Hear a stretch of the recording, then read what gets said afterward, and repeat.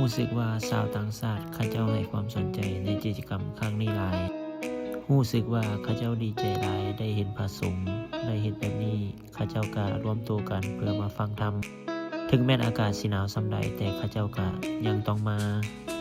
ตอนนี้คณะสงฆ์กำลังเดินทางเข้าสู่เขตหนาวหรือว่าอากาศกำลังหนาวแต่ความพยายามของพระสงฆ์ก็บ่ได้ลดน้อยถอยลง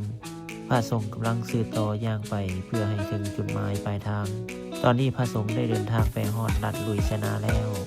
ใช้เวลาในการเดินทางตั้งแต่เมืองฟอร์ตเวิร์ธหาลุยเซียนาประมาณ35มื้อตอนนี้ชาวต่างชาติเขาเจ้าได้มาเห็นพระสงฆ์เขาเจ้าก็ได้ออกมาต้อนรับเป็นอย่างดีและก็ได้มาขอถ่ายรูปกับพระสงฆ์ที่กำลังเดินทางหรือว่าย่างธุดงค์ไปสืบต่อไปเรื่อยๆบางคนเขาเจ้าก็เข้ามาสนทนาเบิ่งความหนาวเนาะของพระสงฆ์เฮาก็ถือว่าน่าสิหนาวพอสมควรฉะนั้นก็ขอให้ทุกองค์รักษาสุขภาพแล้วก็เดินทางด้วยความปลอดภัย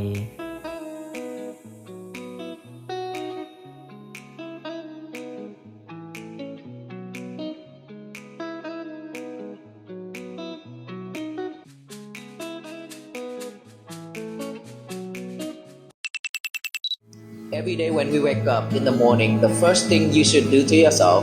get a piece of paper and a pen. Write it down. Today is going to be my peaceful day. And throughout the day, just live mindfully on everything that you do, one task at a time. Be mindful with it. No sidetrack. And just doing that, keep doing that. And once you have time, just breathe in and breathe out.Just pay attention to your breathing method นี่แม่นบรรยากาศที่ชาวต่างชาติเขาจะมานั่งฟังธรรมจากพ่อแม่ครูบาอาจารย์ของเฮา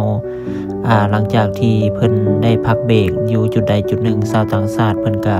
เข้ามาฟังธรรมแล้วก็เดินทางต่อตื่นเช้ามาก็เดินทางต่อสืบต่อไปแต่ละจุดมีน้องๆเพิ่นก็ให้ความสนใจเอาอาหารต่างๆบ่ว่าจะเป็นน้ำเขาจะก็มาให้กำลังใจตลอดระยะทางกับพระสงฆ์เฮาก็ดีอกดีใจแล้วก็เขาเจ้าก็ดีใจหลายเขาเจ้าได้เห็นพระสงฆ์แบบนี้เขาเจ้าปลื้มปิติบางคนก็ให้ห้องให้ก็มีเนาะดีใจที่พระสงฆ์เฮาได้เสียสละเวลาเสียสละทั้งกำลังจิตกำลังใจเสียสละทุกสิ่งทุกอย่างเพื่อมาภารกิจนี้ให้ประสบผลสำเร็จผู้ใดเข้ามาเบิ่งวิดีโอนี้จนจบก็ฝากกดติดตามเพื่อเบิ่งคลิปต่อไป